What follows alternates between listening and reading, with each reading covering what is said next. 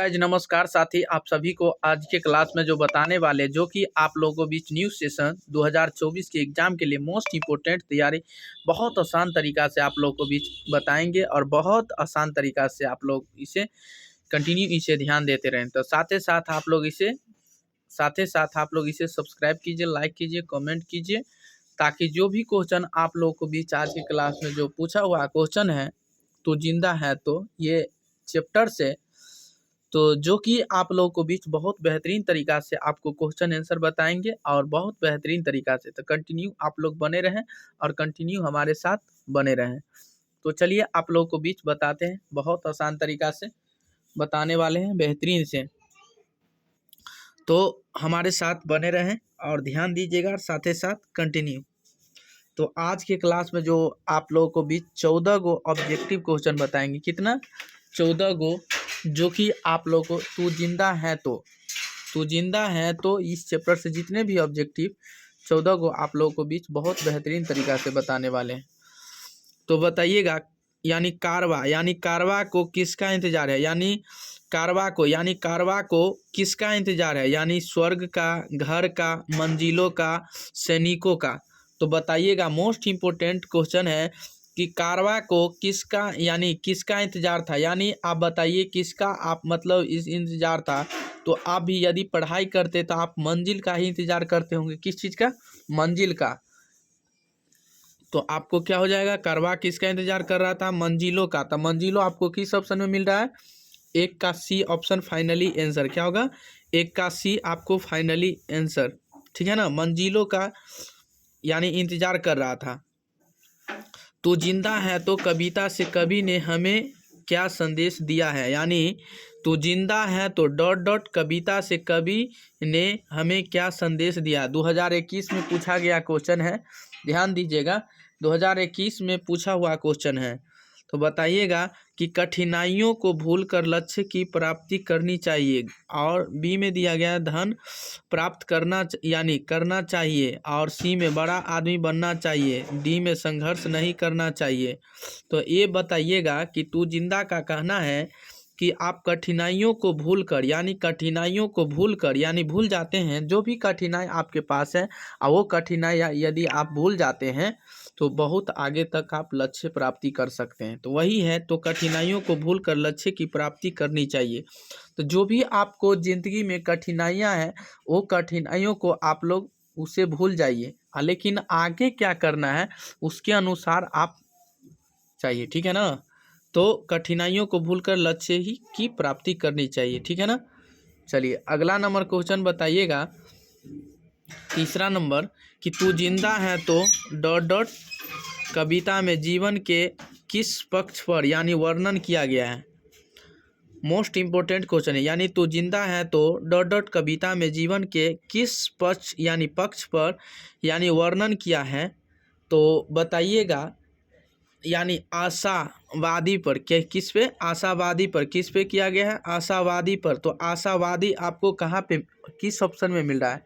आशावादी यानी आपको बी फॉर बॉल ऑप्शन में, यानी बी ऑप्शन में आपको फाइनली आंसर हो जाएगा, जो कि आप लोग बहुत बेहतरीन तरीका से आप लोग को पता होगा।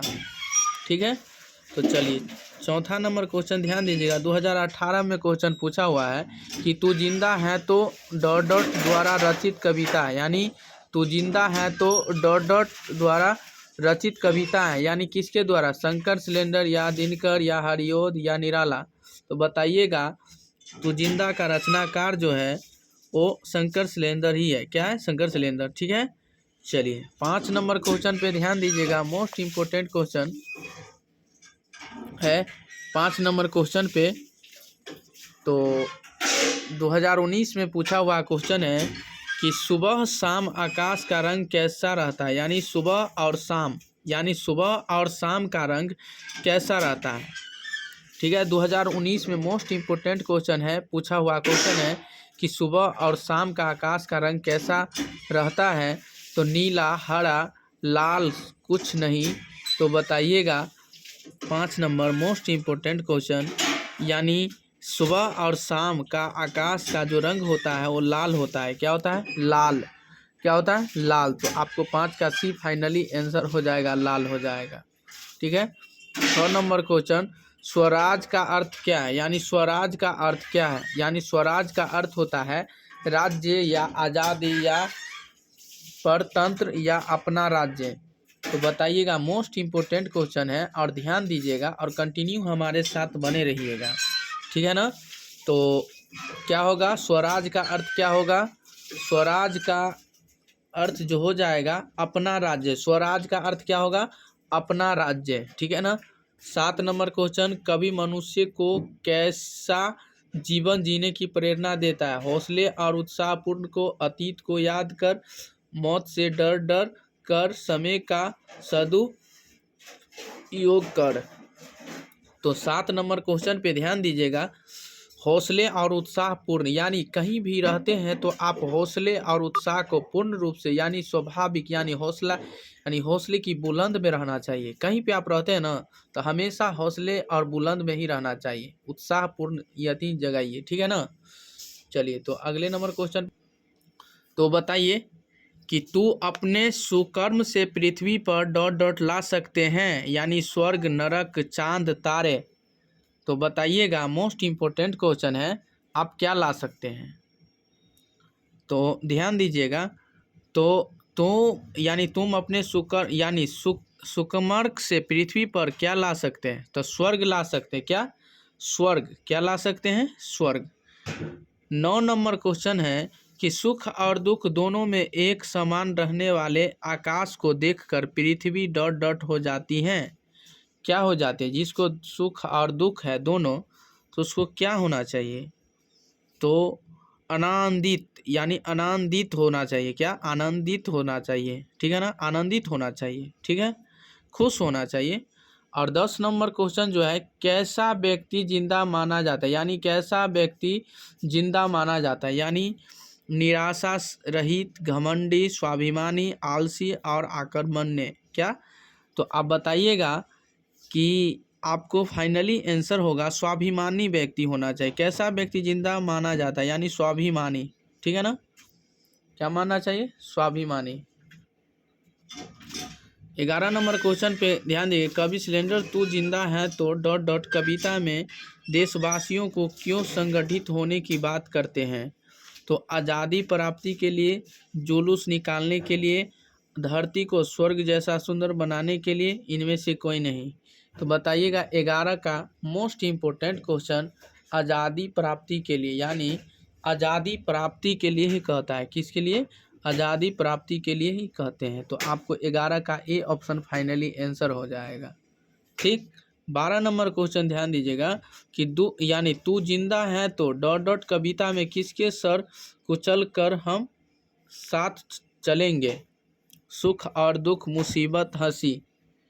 2019 में पूछा गया क्वेश्चन है कि तू जिंदा है तो, यानी ये तू जिंदा है तो डॉट डॉट कविता में किसके सर कुचल कर हम साथ चलेंगे।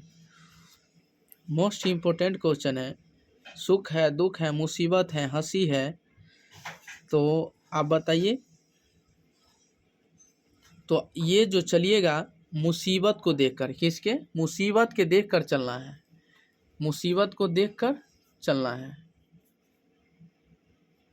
ठीक है ना। तो बताइए कि तू जिंदा, यानी तू जिंदा है तो डॉट डॉट किस विधा की रचना है, यानी विधा की रचना है, कविता है या कहानी है या निबंध है या एकांकी है। तो बताइएगा, ये जो है तू जिंदा है तो डॉट डॉट किस विधा की रचना है, यानी कविता की है। किसकी, कविता की। ठीक है ना, कविता की है। किसकी है, कविता की। 14 नंबर क्वेश्चन, तू जिंदा है तो डॉट डॉट कविता में जीवन का कौन सा दृश्य प्रस्तुत है, यानी गहरे जीवन राग का, बी में उत्साह का, सी में गहरे जीवन राग एवं उत्साह का, डी में इनमें से कोई नहीं। तो आपका 14 का फाइनली आंसर जो होगा सी हो जाएगा। तो मेरे प्यारे दोस्त और भाई और बंधु, आप लोगों को बीच आज की क्लास में जो बताए हैं बहुत बेहतरीन तरीक़ा से, तो आप लोग कंटिन्यू हमारे साथ बने रहें और ऐसा वीडियो पाने के लिए आप लोग इसे सब्सक्राइब कीजिए, लाइक कीजिए, कमेंट कीजिए, साथ ही साथ जितने भी हमारे भाई हैं, बंधु हैं, दोस्त हैं, तो आप लोग इसे शेयर कर सकते हैं। तो आज की क्लास में इतना ही। तो